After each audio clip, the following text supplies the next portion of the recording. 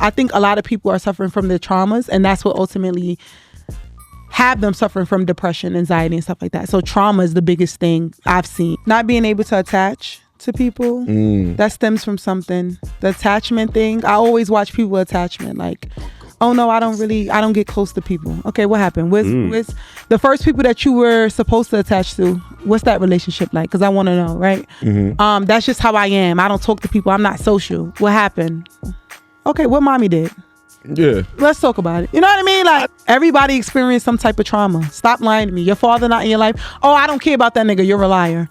Yeah. You're a liar. And people need to come to understand you went through that. Tell me how you cope with it. But to say you never cared that your father wasn't in your life is a lie. So welcome to another needs to be studied episode. It's your boy Billy the Bad Guy. And I got my glasses on because I need to look professional because we have a a black doctor on the show. Dr. Felder. Yes. Yes. I used to fuck with a nigga. His last name was Felder. Maybe he's like my long lost cousin or something. I hope so. No, I don't hope so. I'm in a relationship now. Okay. But Dr. Felder is here. Yes. She is, I don't know too many big words. Psychologist. Yes. Something ologist. And if it's an ologist, that means it needs to be studied. Oh, wow. I just made that up. Yeah. I'm so happy to have you here. I'm so happy to be here. Thanks for having me. No, thank you. And if you listen to the show, you know we love C-Note. Can I tell your business? You can tell our business. Okay, I can tell the business. That's C-Note's little big sister. So I'm happy to have you. I watched your content and I loved your vibe before camera. And I'm just going to give you a heads up. On my way here, making that outline, I was getting a little emotional. Yeah. I was reflecting on a lot, like, wow. So the outline is going to be fun. We're going to make it fun, okay, but it's going to get deep. Because I came here to have fun today. I want people to I thought you wanted to tap into your doctory bag. We can do a little bit of both, but I want people to know, like, I'm not like this boring, stuck-up, stuffy doctor. Like, I'm still young and vibrant. Oh, so we could be young and vibrant, doctor. I'm young and vibrant. What's the last position you was in the bedroom, in the bed? Missionary or doggy style? Doggy style. But we said, Okay. Daylight savings and everything got me up here late. I was up till 9 a.m. Fucking. Okay? But okay. Wolf is shaking his head in such disgust. This is what we giving today. Wait, I was just trying to give you professional. Okay. You can give me a little bit of both. If you want to take the glasses off, take it off. I want your true, authentic self because I'm going to be myself today. No, this is me, unfortunately. This is me, unfortunately. It's so bad that at work, the people, like, not my employees, but like the other managers, they'll come up to me like, I'm having this problem with my fiance in the bedroom. And I'll be like, okay, like what you fuck you telling me for? They think, are you like a sex therapist? According to them, but I just say the simple shit. Suck that man's dick when he wake up. That's all I say. Okay. I could call myself a sex therapist if they want me to be. Yeah. But it's a good dick sucking tip is you put your hands in your thing and you hold it and then it will control the gag reflex and you ain't gagging like that. I'm a therapist. Oh, that's what it sounds. It sounds like that's what you major. A hood sex therapist. Ooh. I think I like that. Needs to be studied. Okay. So, all right. Tell me a little bit about yourself. How did you become what's the psychologist? Psychologist. It's gonna take me a few times to say that word. It's okay. I don't know too many big words. They didn't go to college. It's okay. Okay. But tell me a little bit about yourself, your background and everything. Sure. So Miranda Felder, I'm from Brooklyn, New York, born and raised in Bed-Stuy. Like, okay. That's where I grew up. That's my home. Always never really had a thing for like school. Okay. Wasn't really into school. But as I was into sports mainly, played basketball throughout my career. Basketball kind of led the way and paved the way for me to like get into school and really do things. I was really good. Like, and you can like Google me. I was like in Daily News. Oh. Like one of the best in Brooklyn at the time. You did PSAL sports? Yes, I did. I went to Midwood High School, one of the best high schools in Brooklyn, and I got in actually because I played basketball. Really was just pushing to play basketball. And then when I got to college, I went to like a girls group and they were talking about things like you said, they were talking about like sex and things that I really didn't have a person to really talk about. I used to go to like my cousins, but they were talking about these topics and I'm like, and no shade, it was a group of Caucasian women. Oh my God. Running a group for black women, right? Black young girls, because they used to come from like the local high school and they were running this group. And I, as a freshman, I sat there and I was like, I could do this and I can do it better. Period. By the time I became a junior, I had revamped the program and I was running the groups. And then obviously as a senior, I also ran the group. So it was like local Black girls coming from the neighborhood. And they would ask, they didn't know how to like, about hygiene. They didn't know periods, how to take care of yourself. Like, oh, I like this boy. Should we be having sex? Should we not? Like, these were things that girls was asking. I remember being a teenager, kind of wanting that guidance, but didn't really have that. So it felt good to start running those groups. And then I was like, okay, I graduated. It was like, cool. What you gonna do now?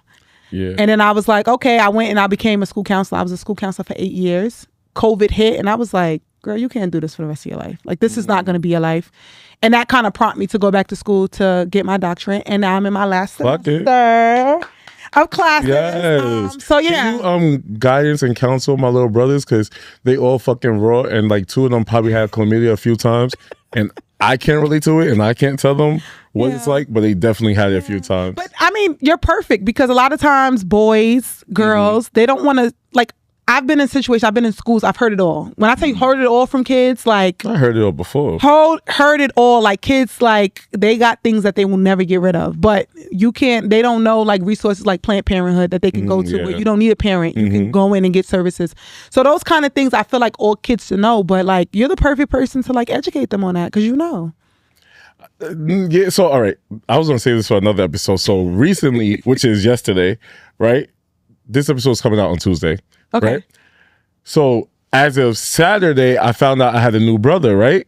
And I always thought I was the first boy, and I was happy about it. Yeah. But then I was also happy because I told my little brothers, y'all finally have a real brother. Like, he could finally teach y'all something. Whole time I'm over here teaching y'all nothing because I'm sucking dick. But he could teach you how to deal with women. And he was helping them a little bit. Yeah. So, no, I can't really help them. I could tell them how to give their girlfriends best dick sucking tips, but every time I do try to help them, they don't want to listen to me. But I love that your fact is you're so open about like your sexuality and what you got going on. So it could help. It could still work for them. It's just from I think some of them's a few on the down low anyway, but I don't talk about that with them. I do think they on the gay spectrum. Yeah, on the Kinsey scale, I think it's called. Yeah. Oh, Makai is definitely gay. We share the same birthday and the same father. Double homicide. Oh my God. How are you going to feel when he see this? Gay. From your experience, what are some of the most common struggles people come to you for therapy about? Anxiety, depression, PTSD. Especially our community, Black people. We're suffering the trauma. Like, trauma is the biggest thing. Like, people have mommy issues, daddy issues, childhood trauma. Oh, we can't speak about it.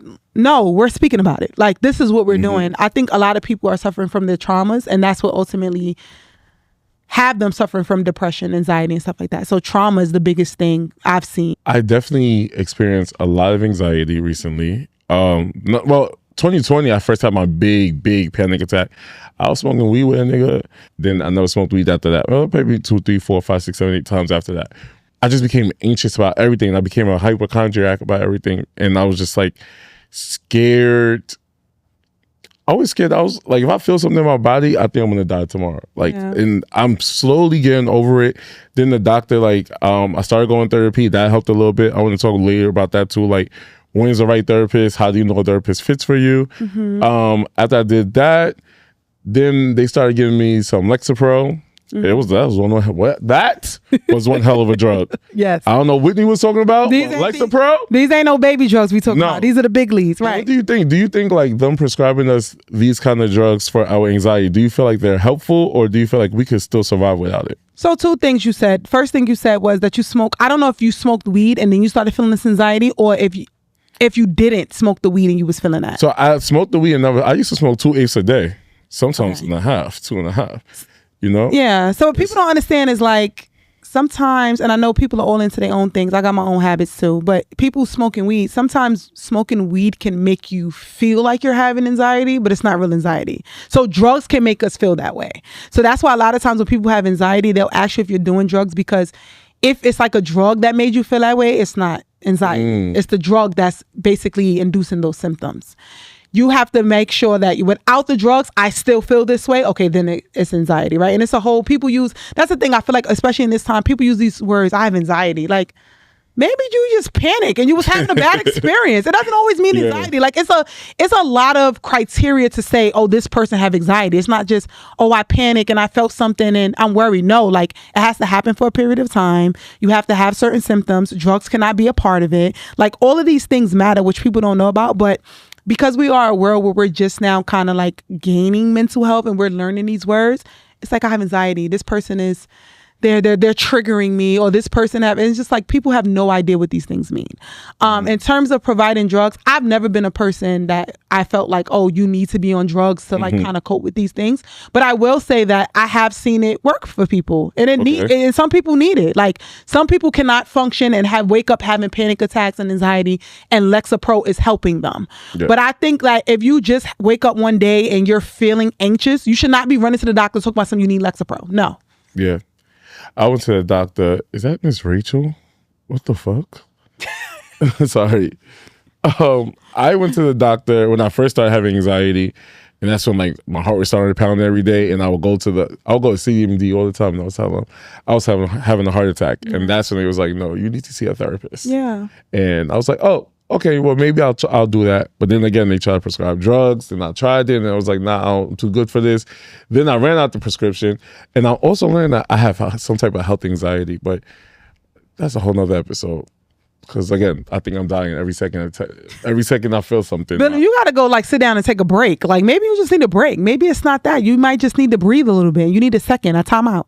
Well, sometimes, they say use breathing techniques. I don't know no real breathing techniques. Can you do one with me and my audience, please? Sure. Teach us one. Okay, show and tell. Okay, so one breathing technique. Everybody do it here too. Wolf, you too. Now he wants to meditate. Okay, so like put your hands in your lap. Okay. You're going to close your eyes. Mm-hmm. You're going to imagine that you're on your favorite island, wherever your favorite place. Gullah Island. Oh, you like Gullah Gullah? Your favorite place. You're going to breathe in, hold it for 5 seconds. And as you're breathing out, just picture the waves clashing on your favorite beach. You have no worries. Whatever you were worried about prior to you coming to this episode, you no longer have to worry about that.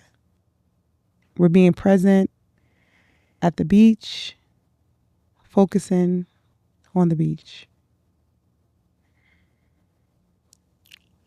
Okay, not hot take. But do you really think that works? Because I could do it by myself. I'll try it when I was having my panic attacks. And it was like, it would make my panic attacks even like go crazy. You're not focusing.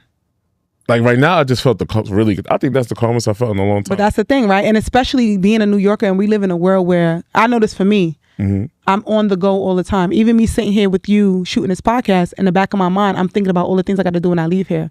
When do we really have time to sit and take a break? We don't. We're always thinking about the next thing. So that's one thing I'm learning to also do now, is to be present in the moment. Like be present in whatever I got to do. Whatever I have to handle when I leave here, I'm going to handle it. But I need to be present. I think because we're so worried about the next moment, we're anxious 24/7. Even people, I had a friend who said, when I'm sleeping, I'm not really sleeping. My mind is racing. That's crazy. When you're asleep, your body, your mind, everything's supposed to rest. And when you're not, it shows up in your sleep. Yeah. So I think that we live in a place where we don't rest, which is why, like, probably when you was doing it by yourself, it didn't work for you. You probably was thinking about your man or something, you know? Yeah, I always think about that nigga. See? Think about that nigga now. Okay, no, that really helped. And I hope other people could try that too. People use different words like anxiety. But what do you think about people online throwing words like trauma, narcissist? Did I say that right? Gaslighting. Do you think like social media is helping people understand therapy, or just confusing people by just throwing those words out? I think that social media is confusing people. I think that people don't know what these things mean. I think people don't know the actual definition of it, right? People are like, oh, this person, you're speaking to me in this way, you're triggering me. Like, how? Explain that to me. Like, really understand it. And even like with the anxiety thing, like I said, people be like, oh, I was on a train, I was worried, I have anxiety. First of all, you have to have that feeling for 6 months. Any type of anxiety that you experience, it has to be for 6 months. These are criteria for all these things. So I think that social media is making people feel it's okay to have mental health problems. But I also think social media is not educating people properly, which I feel like a lot of times when I speak, I want to educate people. I'm not talking about something that I think, or things that I've heard. This is stuff that I studied, that I know. I can tell you how to feel this way. This worked. I've seen it. I think we're receiving information. Like, would you go to get information about your heart from a doctor, from somebody who's not a doctor? No. No. So why are you going on social media listening to people who are not a psychologist, not a psychiatrist, tell you about what mental health is? That's weird to me. That's everything I realize is, well, I've been new, but it's definitely clickbait because they know those are like easy trauma words when people trying to figure out things and trying to experience things. So you do have a point there. You getting information from Johnny from the bakery. Yeah, This man don't know nothing about mental health, haven't studied it, haven't experienced it, is not open, but you getting information from Johnny at the bakery. I think that the same way that you're going to go to somebody, you go to a doctor to get checked, to get your body checked, you go to a dentist to get your teeth checked. We need to be speaking to mental health providers to really understand the mental health that we're experiencing. What do you think about people going to ChatGPT, telling ChatGPT their whole business? I think that's foolish. That hurt my feelings. Because chat know all my information. Yeah, that's your best friend. You don't have no other friends? You don't have no other friends you socialize with? Yeah, they don't know shit. Sorry, y'all. So you think this computer can tell you everything that you got going on? It tells me what I want to hear, like my friends. But what about the ChatGPT that tells kids to hurt themselves? They do that? Yes. You haven't heard, go look it up. You haven't heard the ChatGPT basically directed the kid how to like commit suicide? What about those platforms that do stuff like that? You know, I realized yesterday ChatGPT was wrong. Let me tell you why. Because I needed an episode of, I go to sleep to Martin, right? And you know, Martin's on Netflix. So I said, chat, what's the episode where Martin and Pam was fighting that fake dog, that rat looking dog? And they said, that ain't no damn dog. ChatGPT told me it was season 2, episode 14. Right. That wasn't the fucking episode. It was episode 23. But listen, season 3. This is who you're relying on for your mental health needs? Yeah, that's what I told you last night. Well, this morning when I went to bed, I said, "Oh, ChatGPT, he's a liar. Come on, he's a liar. We got to tap into our resources. Tap in. So, what are some behaviors people think? What are some behaviors people think are just a part of their personality, but actually a trauma response? Not being able to attach to people. That stems from something. The attachment thing. I always watch people attachment like. Oh no, I don't get close to people. Okay, what happened? What's the first people that you were supposed to attach to? What's that relationship like? Because I want to know, right? That's just how I am. I don't talk to people. I'm not social. What happened? Right? All of these things that people do. Because I even met somebody. I had an encounter with a guy, and he was just like, oh, I don't get close to people. Okay, what mommy did? Yeah. Let's talk about it. You know what I mean? Like, I think I love the fact of having a New York therapist. Because now that you're talking about language, because what mommy did. What mommy did. You know what I mean? Yeah. And I'm not afraid. And I tell people all this time, I was telling my brother this, I was like, sometimes I don't want to walk in a room as a therapist, but like, fuck that. That's who I am. Like, you get what I'm saying? What like, mommy did. They're like, oh no, I don't get close to people. I don't think that I don't trust girls. Okay, what happened with your mom? Is she okay? Ooh. Are y'all all right? Is something, oh no, I don't speak to her, but I'm healed, I'm over it. You're not. Because the woman that was supposed to love you don't love you, you can't love another woman. Ooh, do your friends like coming to you telling them their business? Because I know you are a hard friend. I would never tell you my business. Why? No, actually, I'm a really good friend. You don't hold me accountable too much. No, but the thing is too, right? Like people think because I'm a therapist, I fuck up all the time. Like I don't have it figured out either. So what's your last fuck nigga story? Where he at? Where he at? This is a messy podcast. Oh, he didn't warn you? No. He didn't warn you? This is a messy podcast. This is what they come for every week. But we'll get back to that fuck nigga in a second. But, he gonna get me in trouble. All right, so we're gonna go to our chemistry class topic, which is our relationship dating segment. Okay. And I love that you keep bringing up trauma and what mommy did. So the topic is going to be about your parents' relationship is the blueprint for your love life. And 5 childhood experiences that shape your adult love life are emotionally unavailable parents, my mother and father, growing up in chaos, lack of affection, strict or controlling households, or witnessing unhealthy relationships. And I would say growing up, there was no affection in my house. Yeah. Like, I think my nigga now told me he loved you more than I ever heard my mother told me I love you. And I know this nigga for 10 months. I know that's right. Maybe like I think you should have put a ring on it. You in love. Yeah, his baby's in my stomach right now. What? But, yeah. He really should have warned you. I'm sorry. No, it's fine. I'm having a time. I'm sorry. There's times when my mother be like, I love you, right? And it was just like, that was no real affection. It was just like so aggressive. Yeah. I think now, like if my aunt, she tries to hug everybody now, and I literally cringe. Like we all cringe when someone try to hug each other because it's like, ew, like what the fuck you touching me for? Yeah. And I'm quick to hug other people, like, and show affection to them. But when it comes to my family, it was none of that. So especially now my aunt trying to force it is definitely weird. There was no like good job. There was no, there was none of that in my household. So it's weird for me to now when I deal with someone's affectionate. It was really weird in the beginning because it's like, all right, he's touching me. How do I show affection back? And there's times where I still struggle with it. So it wasn't until like yesterday we was laying in the bed watching his and hers. But I would tell myself in my head, okay, in 2 minutes, initiate. Like I had to give myself a countdown. Not a countdown. No, because it was like, it's awkward to initiate cuddling. But he's used to doing it by himself. And it was like, okay, he came from an affectionate family, but touching and stuff, that none of that. Clap my hands if your family's affectionate. Clap your hands if your family's affectionate. There's a lot of trauma. Very quiet. But you just proved my point. You just proved my point that, so right, like now that you're not affectionate, what happened? And it's because your family wasn't affectionate. Yeah. And that's what people don't, in relationships, people don't explore together, right? Okay. You just like, this nigga don't want to cuddle, he not compromising. He just said that his family wasn't affectionate, and that's something that he not used to and he not comfortable with. So that makes sense. So is that an excuse? It's not an excuse, but it makes sense. So how do you help somebody get past that?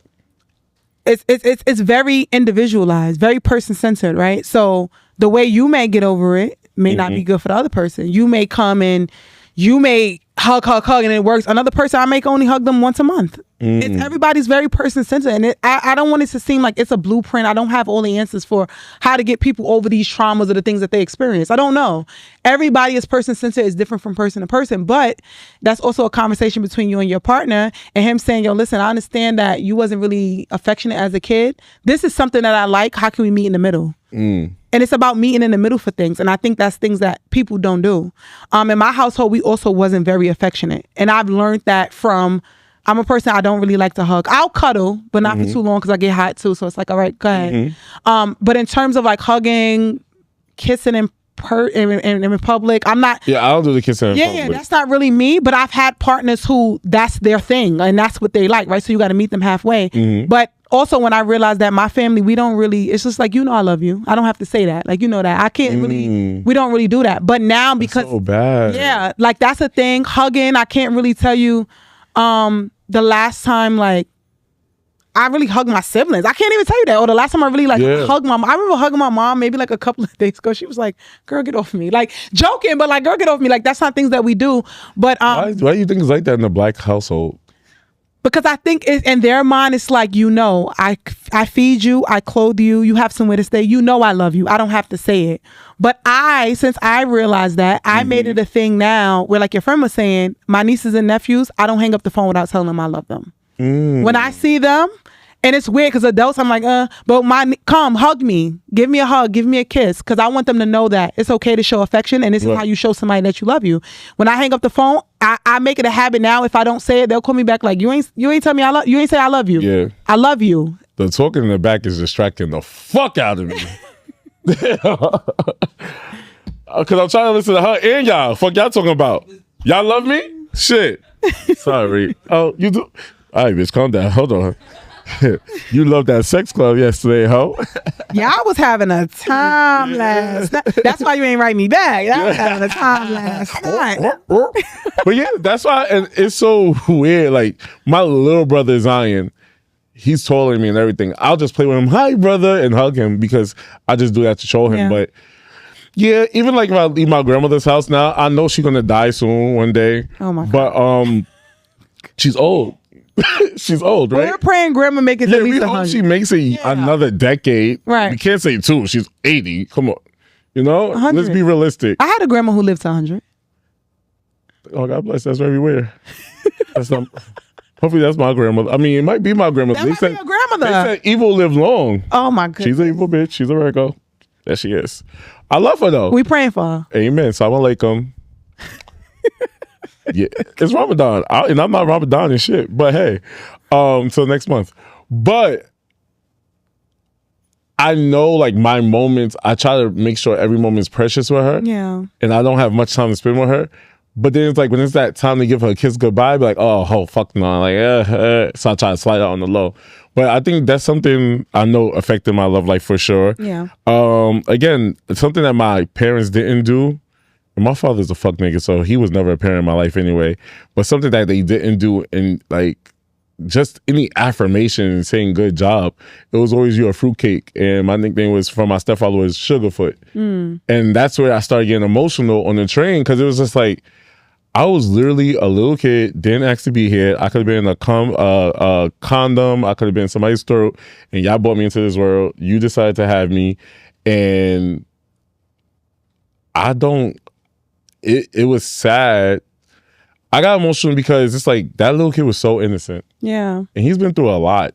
And he smiled through everything. He didn't let anything stop him. So that's what it was, just me reflecting, like, you can't blame your parents this whole time. Yeah.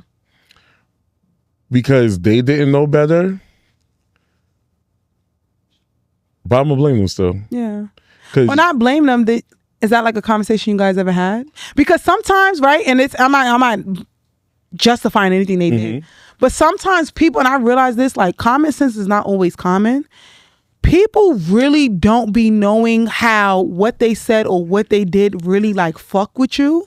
Yeah. And they just be like, nah, we're in a good space. It's like, nah, when you called me a fruitcake, it bothered me and it stuck. Yeah. You said that to me when I was 3 years old and now I'm however old and it stuck with me. But have you ever talked to them about it? I spoke to my mother about not being happy as a kid. As far as I used to get physically abused a lot. Like, I used to go to school. I remember Miss D. Cassandra. She said, you got marks on your body? And I don't know. I always had a big mouth. And I said, yeah, my stepfather beat my ass. And then that day, they said, you can't go home. And I couldn't understand why. But hey, I was young. But, and my mother apologized many times. But even now, when she, like, gets angry at me, it triggers me. Because she'll go down the rabbit hole saying so many you heard the videos, right, Wolf? And it'll bring me back to that kid who I felt like it wasn't fair to him. Because even now, if I saw a child in front of me, I would never talk to a child like that. Yeah. And my mother ran a strict household. I couldn't watch TV Monday through Sunday. When could I watch TV? I couldn't. I had to sneak to watch TV. Then I had parental control on TV. So then I had to steal my stepfather's porno tapes and plug it in and watch that. That's why I'm a freak at this age. That's true. Yeah. Hey. Right. And that's probably why I'm an eater too. I done watch some bitches or something. I'm saying you've been through a lot. But that little boy is still inside of you. Like the kid in us, we want wanting parents. I'm finally getting to a place where I'm happy with who I am, and I always felt like I always have to prove something to somebody. Do you still feel that way? Look at me being a therapist. Like, do you still feel that way? Like you got to prove yourself to people? Do I feel like not as much anymore, because now it's fuck people. Yeah. But I always felt like maybe because I was young, I never felt like I was good enough. And then I was in relationships that felt like I was never good enough. Yeah. You know, and I always had to like try to prove something to somebody. When it's like, all right, well, your shit stink too, motherfucker. So yeah, how did this become about me? You take Cigna? Shit. Yeah. Look at me being a therapist. No, I'm not. No. Come on. No, but I think like it's childhood trauma. We all experience it. And that's also what when we were speaking, I was like, a lot of the reasons why relationships don't work is because people haven't explored the trauma. I like I said, I had an encounter with a guy. He was like, I ain't got no trauma. I'm like, you're a liar. And I don't want nothing to do with you. You're a liar. Like, you're a liar. Everybody experienced some type of trauma. Stop lying to me. Your father not in your life. Oh, I don't care about that nigga. You're a liar. Yeah. You're a liar. And people need to come to understand you went through that. Tell me how you cope with it. But to say you never cared that your father wasn't in your life is a lie. So is it possible that, so let's say somebody was like, you think Blue Ivy got trauma? Yes. Absolutely. Absolutely. Everybody has listen, they say everybody needs therapy. I'm a therapist and I've been in therapy. I faced trauma, right? My brother was shot in his head twice and almost died. That's traumatic. Almost lost my sibling. When I started school, my aunt died unexpectedly. That's traumatic. Yeah. I grew up in a single parent household. Me and my brother went to a shelter at a point with my mom. That's traumatic. Yeah. She was on welfare and public assistance. That's traumatic. You get what I'm saying? You have nothing happened. Even Blue Ivory, she lived in a house with Jay-Z and her mother. Her father cheated on her mother. Her mother made a Lemonade album. Yeah. That's traumatic.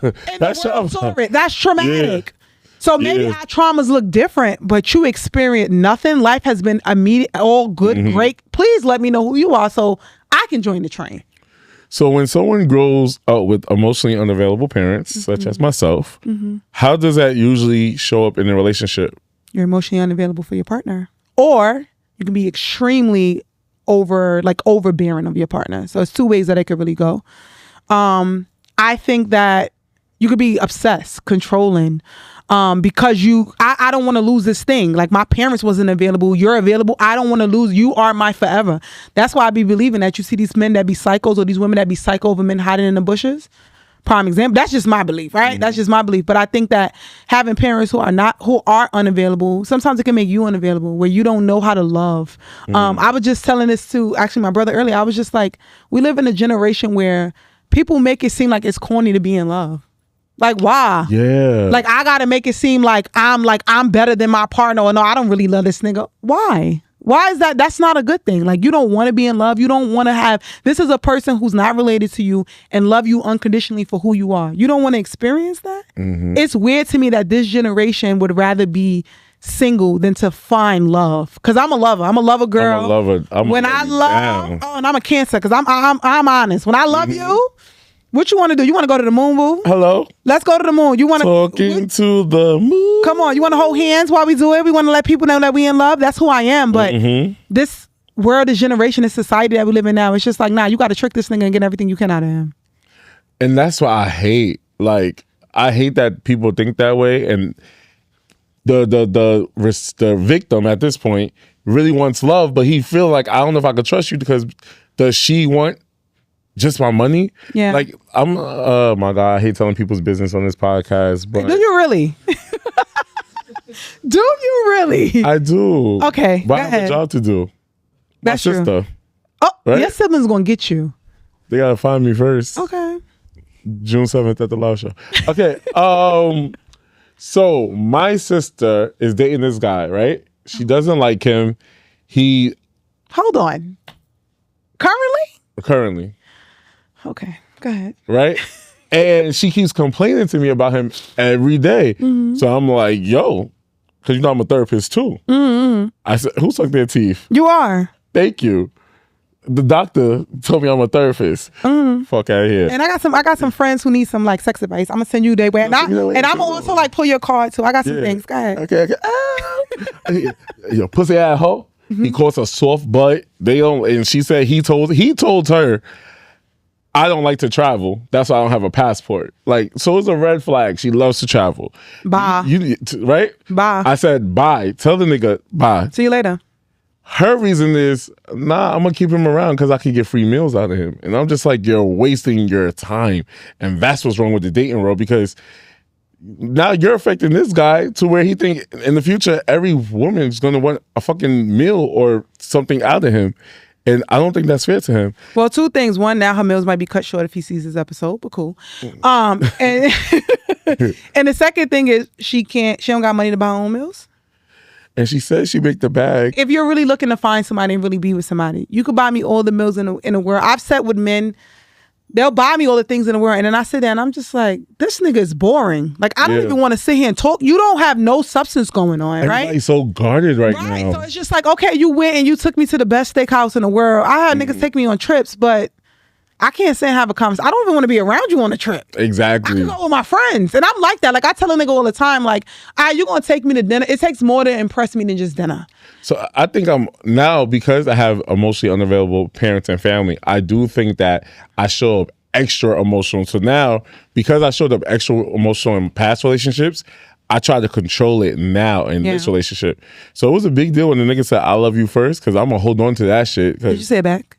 Yeah, the next day though. Why? Why did you pause? because I was like, this is well, technically he said it in the card for Valentine's Day. I love you. Okay. And I was like, ooh, I don't want to make this awkward because he is a different story because he is scared to get vulnerable and blah, blah, blah, blah. So I said the next day, but even that, it was just like, now I'm at the point in my life where I'm second guessing everything because it's like, what do you mean that I love you? Are you just saying that? Or you mean it? Yeah. Did you mean it when you said it? I did mean it. Okay. I did mean it. And that's fine. It's fine that you're vulnerable and you love him. That's okay. It's okay to love people. It's okay. You're coming to the wedding. All right. How can you tell a difference if a person is emotionally reserved or emotionally unavailable? Emotionally reserved, they might be like hesitating to kind of like express themselves sometime, but eventually y'all get there. Emotionally unavailable is if they genuinely just they have no emotions about nothing. Nothing. Like you don't feel no way about anything. Like I'm telling you I love you. I mean the next day thing even with you would have pissed me off a little bit, right? I said I love you. Absolutely. But you wrote it in the card. Don't play with me. Don't play with me, right? But that's the trauma kicking in. Come on, don't play with me. What we doing? I said I love you. Okay. I come from a household that doesn't express how they're feeling. I said I love you. Okay. You didn't say it back? Oh, you don't feel that way? Oh, okay. You're not really feeling me that way? What we fucked doing? Maybe I'm feeling you more than you feeling me. Maybe we're not on the same page. We got to have a conversation. Yo, I felt like I fucked up with some shit the other day. I won't tell my business, but I'll tell other people's. I know. Okay. Oh. I see. Well, yeah, I'm bringing you down. Right? What you read so far? Because your man said he loved you and you ain't say it back to the next day. So why you was because I was scared. Look though, but reserved. That's what you was just in that my old relationships made me emotionally reserved. Yeah. That nigga's emotionally reserved. Yeah. Yeah, both scared. We both, that's what it is. We're both scared. I think everybody's scared to like generally, this motherfucker right here, sorry Gil, you said on the podcast so they know. He said he's scared to give his all in a relationship because he's scared. We all, clap your hands if you're scared of love. But clap your hands if you still believe in love. Come on. See what I'm saying? Oh. Don't ever give up. Don't let one bad, just because I had one bad experience at a job don't mean I stop going to work. I still get my ass up and try something different, right? Yeah. You had one bad relationship, just don't do it with that person again. Bad relationships. Okay, don't do it with them people again. You're going to find your person. It's like anything in life. You have to keep trying different things until you get it right. It's the same thing with relationships or work, and nobody wants to do it. You have you have to date to see what you like, see what you don't like. Maybe this person is not it. Find somebody else. Okay, that's the conversation we had this morning. Because he was like, the only thing with putting titles on it is where when you put a title in a relationship, that's when the rules come. And before, I used to be a rule maker-upper as I go. Like, my rules was like more like a controlling, insecure type of thing. But I told him like, now I don't even think I would have any rules because you don't give me a reason to create those type of rules because I could trust you. You don't give me a reason. Is that you letting your guard down this new relationship even though you had trauma in the past ones? It is, but I caught myself changing. Why? And I expressed that to him today. I was like, I found myself changing because my old nigga, like he told me don't worry about people, but then coming to find out you had to worry about people. But now with you, like I believe you. You don't give me those reasons. So it's just like, when a person would have told me before, like, yo, titles add too many rules, I'd be like, fuck you mean? You need these type of rules. But I didn't trust those kind of people. But now I was like, what's rules when you could communicate? And I learned, somebody told me at the sex club yesterday, they're a fan of the show, and they was like, we believe your podcast is helping you because we saw you change. And I think it is too, because low-key, I'll be getting my guests to help me through a session. I know, you got me over here giving you free services. You take Signal? I'm over here giving free therapy today, child. Okay, come on. All right. So if someone didn't grow up learning how to express emotions, how can they start building that skill in relationships as an adult?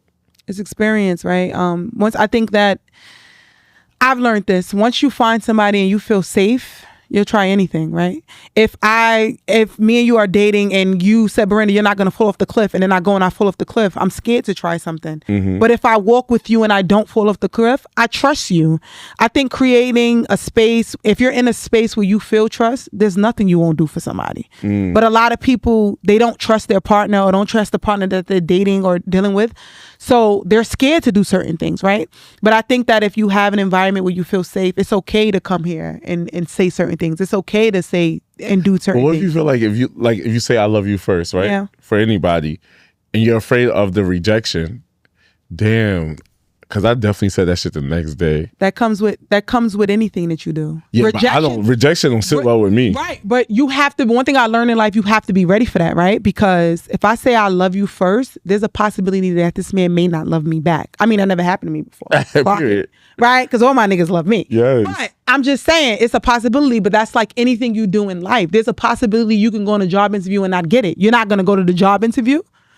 You don't know unless you try it, right? So I think that also comes from people, friends, social media, the background noise. Like, girl, you better not tell that man you love him first because he may not love you. Da, da, da. What if you say, like, your partner said that he loved you, and the next day you say, you know what, I love you too. I thought about it, and I'm here. I love you too. I can only imagine how that made him feel. He probably was all warm inside, like, wow, he loves me back. Now, the fact that you took a day probably pissed him off. Was the day bad? Yes. Clap your hands if a day waiting back. It wasn't a whole day. The nigga nutted at 11. I said at 7 a.m. But you said that you love him and you knew that. So what was the hold up? The hold up was me being scared, me being emotionally reserved. That's a new word I'm gonna use. I see. But it was also me, again, the rejection. Because I looked at it was, if somebody said, I love you, yeah, what does I love you look like to you? Yeah. You know, like, it could have been a friendly, and now because it's a good guy, I overthink everything. But why couldn't you ask him in that moment? What was holding you back from your mouth? Because he's emotionally reserved also. He's not, and I knew. Okay, so he's emotionally reserved, and now he came out and he was vulnerable, and he said, I love you first, and you said nothing back. Imagine how that made your partner feel. Come on, I'm not only here to make y'all feel good. Imagine how you made him feel. Oh, okay. Now go buy him something nice. Now go buy him something nice. Go get him some cologne or something. His birthday's coming. I do gotta buy something right. nice. So, the same way you don't want rejection, other people don't want rejection. So we got to be mindful, especially the people that we love, of how we make them feel. That's all I'm saying. Oh, I'm gonna cry again.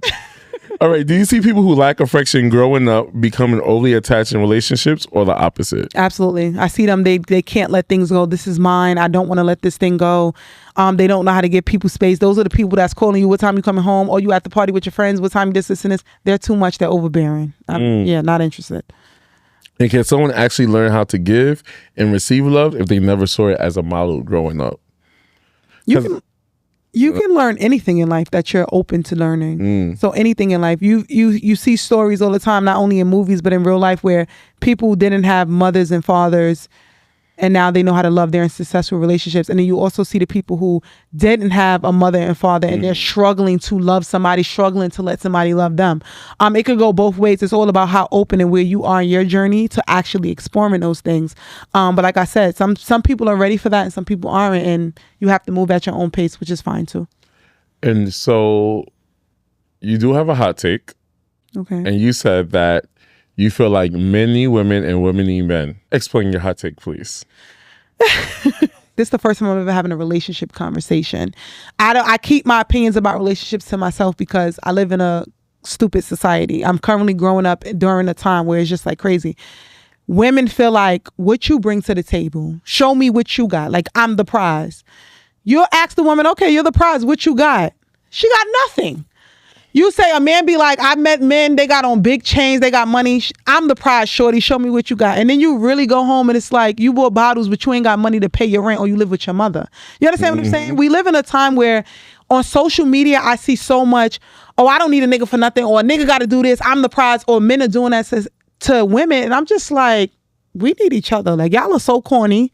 I don't get on my personal social media platform, and I don't get on podcasts. I don't get on my podcast. I don't bash men.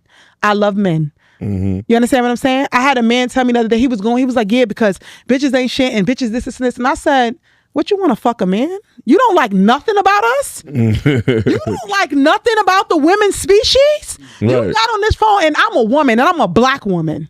You got on this phone and you said, oh, women don't do this. We don't cook, clean, this, and this. You don't like nothing about women. Do you want to fuck a man? You understand what I'm saying?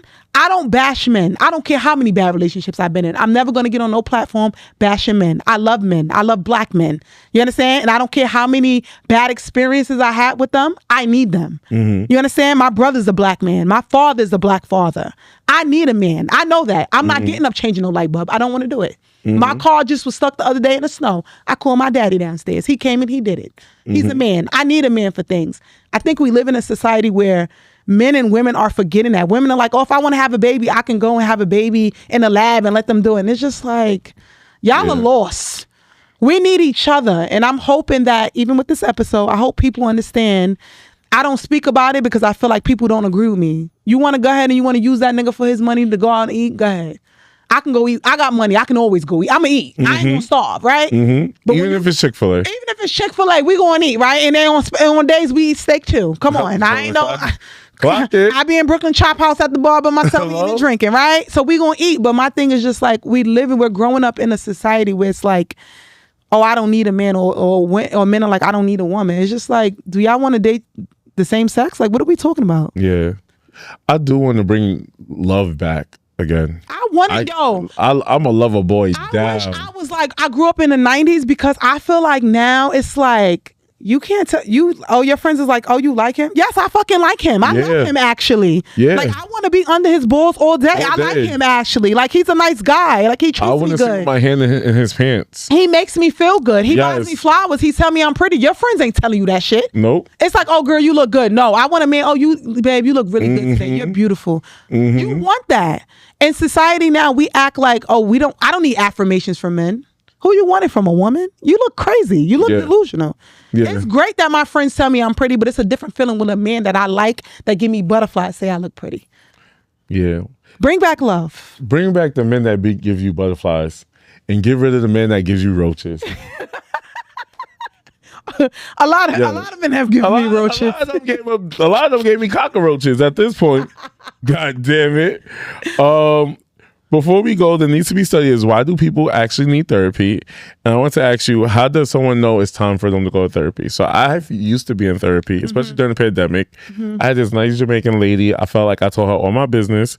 And there was a point where it was like, all right, I felt like you got me to a point and like now I'm done. Right? Yeah. So, and it wasn't until, again, preparing for this episode, I was like, I think I might be interested going back to therapy. I love that. Like, there's nothing that happened to me. Yeah. There's nothing that's like bothering me. For me to better myself, I think it's time for me to go back to therapy. Yeah.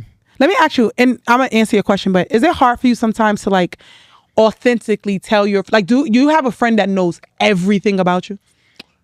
Everything. Not like you don't hold back nothing. Yeah, Samantha. Okay. She knows everything. Yeah, but I have to start holding back. Okay.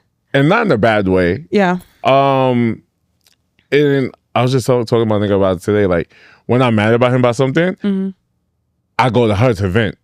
And then it's just like, of course she's gonna be my friend. And that makes her hate him. Yeah. And it's just like, but bitch, I'm still gonna go back. You feel me? Like, I'm just here to vent. But sometimes you don't have friends that do that, right? So sometimes, like, I'm that friend. Like, I'm that friend. If we rocking with him today, we rocking with him. But if we gotta go slash his tires tomorrow, I'm there. You slashing his tires tomorrow. I'm on whatever you on. I'm that friend. I'm on whatever you on, right? And she's the same friend. I'm not gonna lie. She's the same friend. She's not bashing him. And naturally, when your friends tell you things that happen with their partner, and naturally you start to grow the hate. And even if they get back together tomorrow, then when he do something else, the hate hyphen. Like, you get what I'm saying? It's hard to do. But back to your question, I think that the moment that you feel like you're not okay, it's time to seek therapy. It's time. Especially if you're feeling something. What's and you're that not okay feeling? Everybody's different. For me, I felt like I'm struggling with these thoughts. I felt like, so I'm also the strong friend in my friend group. Yes. So I have a best friend who I tell things, but she don't know everything about me. Nobody on this earth knows everything about me. Because some things I just feel like I don't really know if I really want to tell them that. And I could be a little secretive sometimes. Even my mama told me that the other day. But I just felt like sometimes that I'm struggling with things and it's just like, I'm not okay. I want to say it to somebody, but I can't really say it to my village. So let me go find this random person whose job is to tell them what I need to tell them. This is also a person who's a professional, right? And her job is to keep my secrets.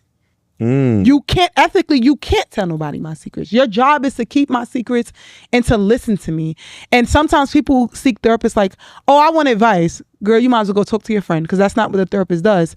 You have the answers. The therapist is allowing you to be able to express yourself and hear out loud what you're going through. Because sometimes saying it in your head is not as good as saying it out loud. And for me, it was that moment where I felt like I'm not okay. I'm struggling. I cannot manage everything. I feel overwhelmed. I want to tell somebody, but I can't really tell my friends. Let me go find this stranger. And that's what I did. And it happened 3 times in my life. I'm in therapy now, so that's one. Okay. Even as a therapist, I'm in therapy now. I went to therapy when my brother's accident happened, and I also went back to therapy when I lost my aunt, like for grief therapy or whatever the case may be. So I've been in 3 times, and even now I feel like I'm pretty okay, but I have some challenges sometimes, and it's a lot dealing with other people's mental health, having a personal life, and trying to be me.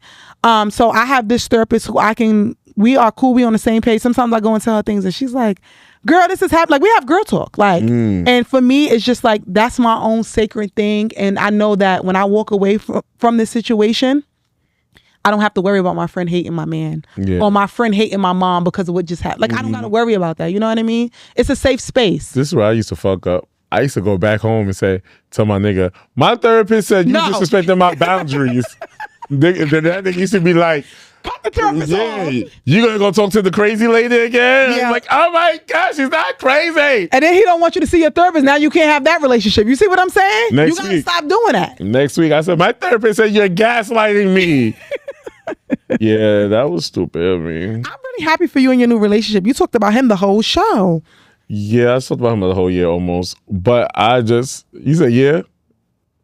Make sure you send me the wedding. Like, wherever y'all get married, I have a passport. I like traveling. So if y'all get married, What's the destination wedding? Yeah, I'm there. I'm not like that man. I travel. Yeah.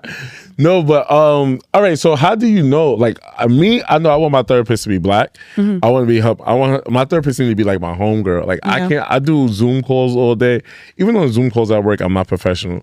So no, I'm not. I be unmuting. Can we please hurry this up? Like, yeah. Actually, the last. Do you show up in like your pajamas to therapy?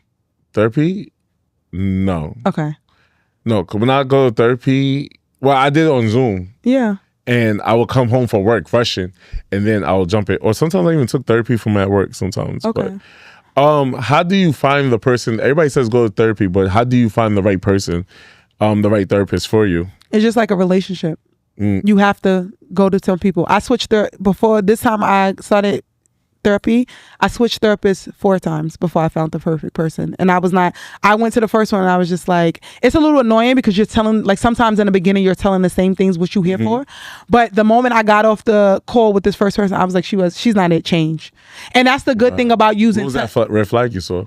I just felt like, so me at first, I thought that I didn't know if a black therapist was important to me or not. And also because I'm a therapist, I don't want to run into somebody I know. Like, I know like people in the mental health field too. So I didn't want to run into anybody. I had a white lady. She's from like some type of country. She did not understand nothing I was going through. Click change. Oh yeah. I was like, no. Then I had this other lady. She was Indian. She lived in Florida. And she just agreed with everything I fucking said. Yeah, no. Click no.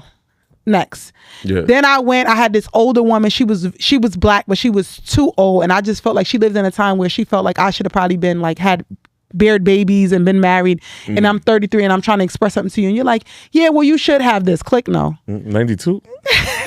You 92 babies. 92. Lock it. Now my therapist I think she's a good age. She's like in her 40s. She's been a therapist for over 10 years, so she knows a little bit. She's African American. And certain things I tell her, it's like, yeah, no, girl, that doesn't make sense. Explain that. She's not letting me slide. And I need that. I need somebody the same way I hold other people accountable. She holds me accountable. And now it's like, damn, I know she gonna be like, what the hell? But I gotta tell her because I know she gonna hold me accountable and make me reflect. She not gonna let me slide. I don't want nobody who's gonna let me slide in life because I want you to push me to be better. But it took me 4 chances before I got to her. So I say finding a therapist is just like finding a good relationship. You have to go through it. You have to try different people before you get it right. So what's a question someone should ask for their first therapy session to see, like, all right, is this my match? Because honestly, I didn't even try it. I just saw this lady. I was like, all right, well, I didn't shop for one. I just said, okay, you're my lady, because that's what they assigned me to. So I never, but she was cool. Yeah. I don't know what platforms you use, but the platform that I use, that they send you like a bio of the person. Like if somebody's been a therapist for 2 years, I'm like, no. Okay. Because then I feel like I know more than them. I'm also a big shit talker sometimes. So like 2 years, no. Shit queen. Yeah, 2 years, you can't really do nothing for me. Maybe I might know a little bit more than you. So I think a bio is important. I would ask them the frameworks that they use. So it's not like you just walk in and people just talk to you. They use frameworks. So CBT is more like goal driven. If you're a person who you're trying to set goals but you're struggling to reaching them, so you want to ask them what framework they're using. Psychodynamic is more about childhood. They take you back to your childhood traumas. It's different techniques that they use for different frameworks, which is amazing.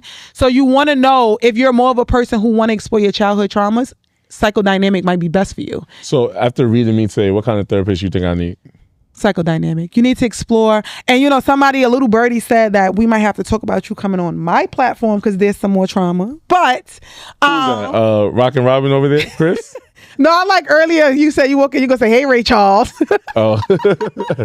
I love Chris. I love that. No, but I think psychodynamic for you because I think that although you are very confident in yourself. I can read that about you. I read the room. You don't play about your shit. You pop your shit and you're very comfortable in who you are. But I think that you've been through a while to get there. You've been through trauma. You've been through things and you're still, although you may have explored it, you're still trying to navigate that. And I think psychodynamic therapy would be best for you.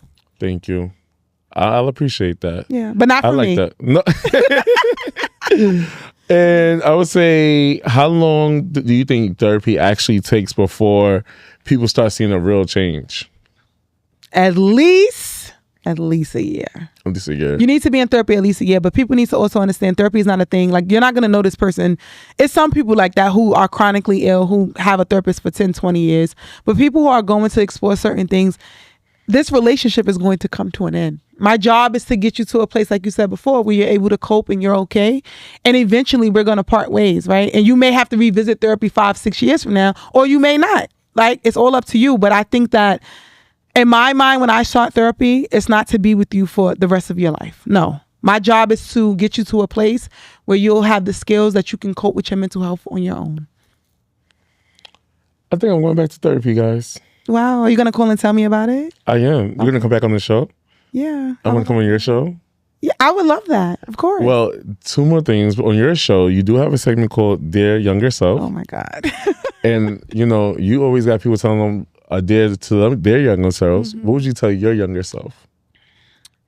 I would say, dear younger self, I'm so happy that you didn't let your story end when other people said it would end. A lot of people said you couldn't have gotten this far. You can't be a doctor. You have long nails. You're ghetto. You from Bed-Stuy, right? Because I could be real like ratchet sometimes, right? That's why that's part of me too.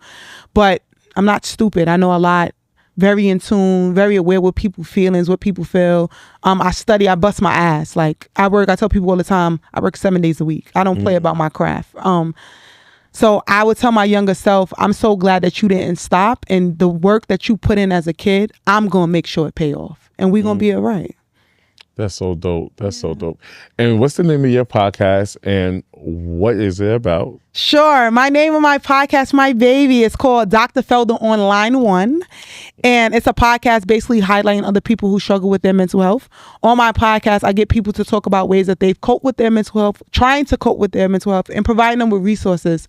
Sometimes a person doesn't want to hear, this is how I need to fix it. They just want to be heard. And I have opened up that platform for people to do it. Also, like I say, that a lot of times online, people are receiving this mental health advice from people who don't know nothing. I don't like the Caucasian way. I don't like how we make it. I understand the raw talk. Like, bitch, you fucking up. Stop letting that nigga hit you. or just stop falling for them. I need to understand I'm gonna ask you, you like that man hit you why? Like, girl, you okay? Like, is like, you get what I'm saying? Like, do you feel like, do you think that's love? Like, I'm gonna ask you the hard questions that people don't want to ask. And my platform has been a way for people to come up there and I have girl chat. Like, I have girl chat. I talk to men. I be asking men like, no, that don't sound right. Like, I'm gonna challenge you in ways that you need to be challenged that people in your personal life don't want to. Yeah. But I will say the platform has not only healed people, it has healed the inner me. Like, you get every time somebody come, I feel like, wow, like I never knew this, or now I know that, because seeing somebody from the outside, you wouldn't know that they've been through those things. But I think I'm creating a safe space for guests to come and just be like, this is what I went through. I got through it. I'm trying to get through it, and I don't know. And it's okay not to know. But my hope is that my platform will help people see and change lives. Yeah, it will. I'm definitely invested. Okay. And this is the only way I understand nigga talk. Are you going to come on the show? Because if you come on the show, I'm going to talk nigga talk to you. Yeah, I only have a nigga education for so I would love to come on the show. When you come on the show, I can ask about your trauma. Yeah, I'm an open book. Okay. Open legs, open book, open mouth, everything open. Oh my God, you done went to that sex party. Not my relationship though. Close that shit. I love that. I'm happy. Don't forget me for the wedding. Put my name down. Chris, you coming? He not coming. No, he likes. I'm the only gay person he like. Oh, okay. Yeah. Yeah, she know. Wolf, you coming? Oh, Wolf said he's coming. He's in it. Yeah. Oh, he's in it. Yeah. Okay. Right, Wolf? I'm in what, the wedding? Yeah. Well, not that I lied to my nigga and told my nigga that Wolf said I should leave him, but I had to be a little toxic.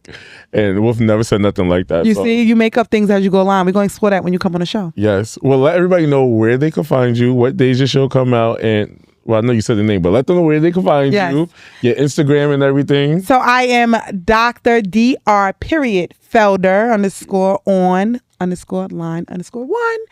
And I'm on Instagram, TikTok, YouTube, all platforms where you can find me. I drop an episode every other Friday. We are in season 2 as of now.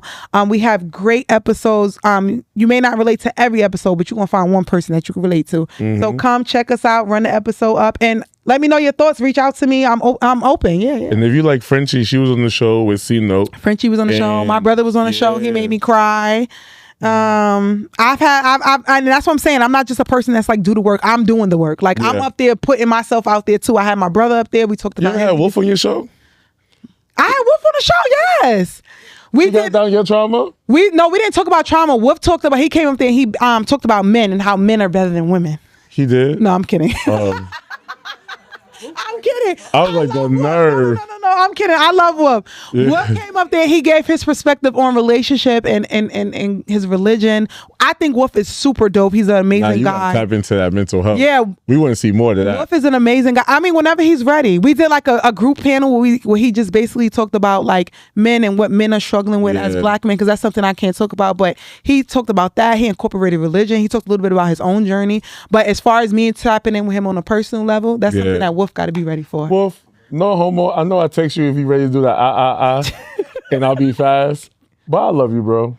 You've been a great friend for the show. They said what? I like Wolf. I listen, when I tell people all the time, I'll be like, Wolf is an amazing man. Like, I tell people all the time, Wolf is my brother. Yeah. Like, I appreciate Wolf, but besides y'all I learned new words.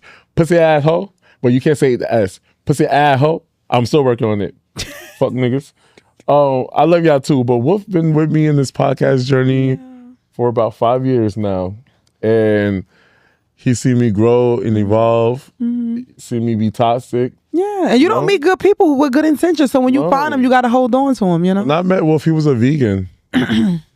Now today he's eating ground beef. That it doesn't look appetizing. You need some taco seasoning on that shit. Yeah, you did. It looked too good. Well, thank you guys for tuning into another great episode of Needs to Be Studied podcast. Make sure you like, make sure you comment, make sure you subscribe. And I have an announcement coming soon. Thank you for having me. I appreciate it. Thank you. I appreciate it. I would love to have you again in the future because I love real conversations like this. So thank you, y'all. Maybe Enjoy. Next time I come back, I'm going to come back with a man or something. We're going to figure that out. Ooh, maybe at the live show, we give you a speed dating. Ooh. See, no, tell you what we did with him? We did Love is Blind. No. You talked to your sister? I ain't find nobody. Are you gonna, before you like close out, are you gonna find me somebody at the speed dating? Because if not, if so, I'll come. At the live show. You ain't finding nobody. Oh, okay, never mind then. I'll probably. We did Love Is Blind with C Note because Pregnant on stage. you couldn't see if she was pregnant. She identified as skinny. Try to make me be somebody. Okay, no, so maybe you're not the right person to hook No, I'm me not up. letting you know now. Yeah. Thank you, y'all. Later. That was so good. Thank you so much. I Thank like that a you. lot. How did you like that, Will?